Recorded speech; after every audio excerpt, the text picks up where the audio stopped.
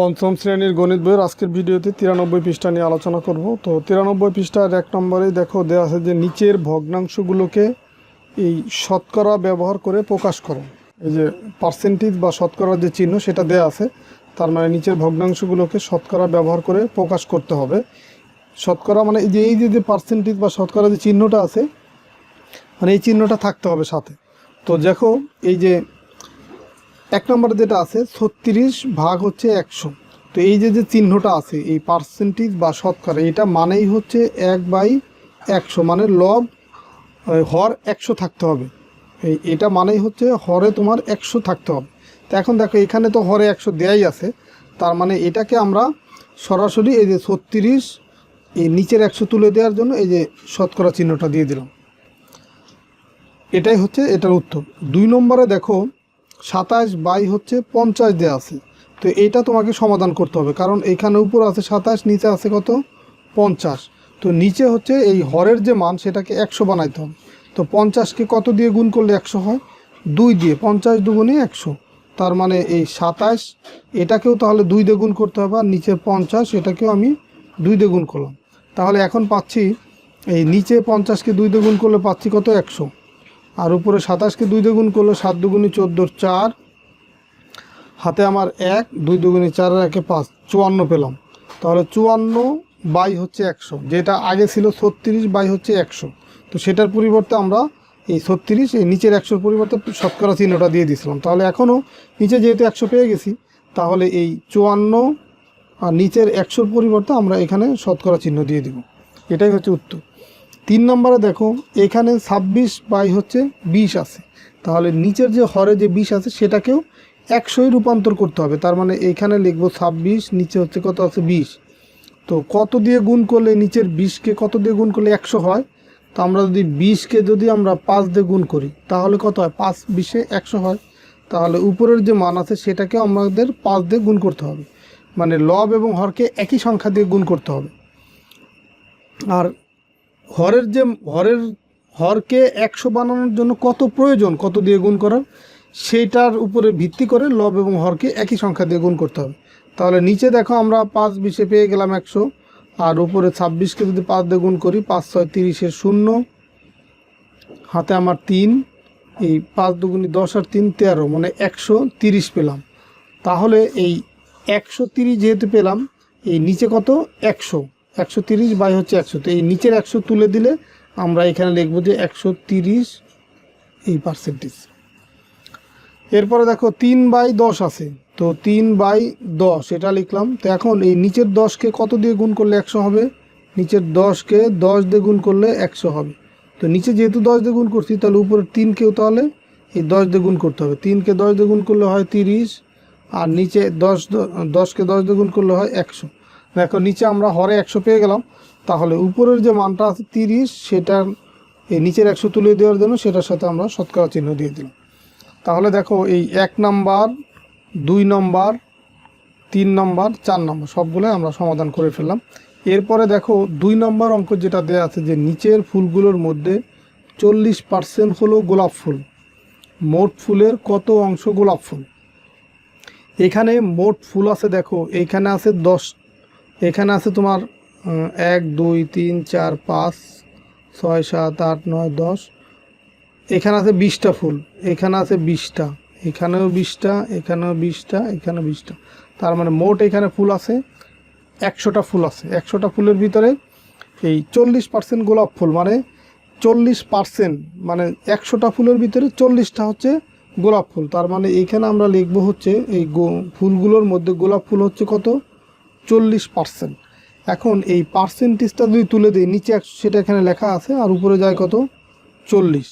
এখন এটা যদি আমরা কাটাকাটি করি তাহলে দেখো এই 0 আর এই 0 কাটাকাটি করা যায়। এখন এই উপরের 4 আর নিচের 10 দুইটাই যেহেতু জোড় সংখ্যা, তাহলে 2 দিয়ে ভাগ করা যায়।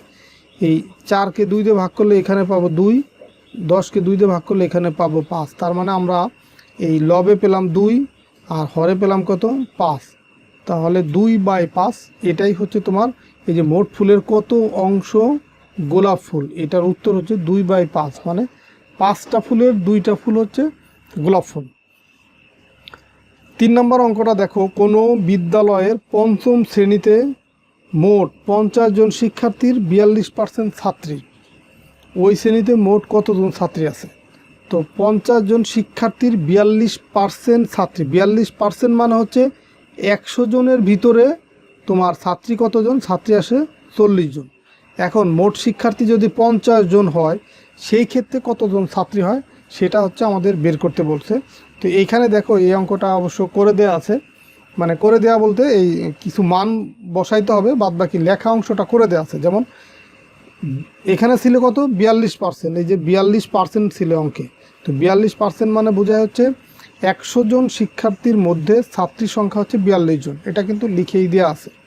তো যদি এরকম 100 থাকে, এখান থেকে আমাকে 1-এর মান বের করতে হবে। তো যখন এরকম আমরা 1-এর মান বের করব, যেমন 100 জন শিক্ষার্থীর মধ্যে ছাত্রী সংখ্যা 42 জন, তো সুতরাং একজন শিক্ষার্থীর মধ্যে ছাত্রী সংখ্যা হবে কত? কম হবে। আর কম হলে কত? ভাগ হবে। এই 42 ভাগ হচ্ছে এই যে 100 আছে, সেই 100, 42 ভাগ হচ্ছে 100। তো যখনই আমরা 1-এর মান বের করব, যে কোনো মান থেকে যখন আমরা 1-এর মান বের করব, তখন হচ্ছে ভাগ করতে হয়। আর ভাগ কাকে করব? এইখানে যে মানটা থাকবো সেটাকে ভাগ করব এইখানকার সংখ্যা দিয়ে। তো এখন আমার প্রয়োজন কি? 50 জনের ভিতরে কতজন ছাত্রী আছে সেটা বের করতে হবে। তাহলে এখানে লিখবো যে একজনের ভিতরে যে ছাত্রী পেলাম, তো সুতরাং এই 50 জনের ভিতরে ছাত্রীর সংখ্যা আরও কী হবে? বেশি হবে। আর এই যে দাগগুলো, এটা দ্বারা বোঝা হচ্ছে উপরের লেখাটা এখানে হবে, বা এখানকার লেখাটা এখানে হবে, এখানে হবে। এই কারণে এরকম দুইটা টার্ম দিতে হয়। তো 50 জন শিক্ষার্থীর জন্য একজন শিক্ষার্থীর মধ্যে ছাত্রী সংখ্যা আছে এই 42/100। 50 জনের ভিতরে ছাত্রীর সংখ্যা কী হবে? বেশি হবে। বেশি হইলে গুণ, কম হইলে ভাগ করতে হয়, বেশি হইলে গুণ করতে হয়। যেমন 100 জনের ভিতরে ছিল 42 জন, তো 100-র চেয়ে 1 কম, এই কম মানে হচ্ছে ভাগ।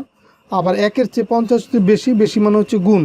কাকে গুণ করব? দেখো 42/100 তো আগে পাইছি আমরা, এই যে 42/100 আগেই আমরা পেয়েছি। তাহলে গুণ করব এই 50 দিয়ে, তার মানে এখানে লিখবো হচ্ছে 50।